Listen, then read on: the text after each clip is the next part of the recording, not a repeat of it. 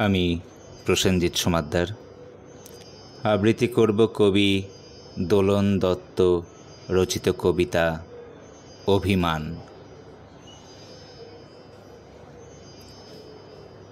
ছোট্ট নুড়ি পথের পাশে পড়েছিল এক কোণে, মানুষই তাকে রত্ন বানায় বসিয়ে সিংহাসনে।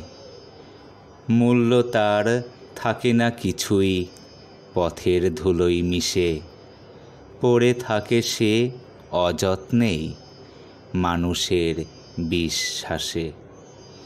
অযত্নে অবহেলায় যায় না যে তাকে দেখা, পরম যত্নে মেলতে পারে সেও রঙিন পাখা। দিক দিগন্তে ছড়াই জ্যোতি যেদিকে দু চোখ যায়, তবু কেন হাই মলিন মনের দুঃখ ঘুচতে না চায়। ধন্যবাদ।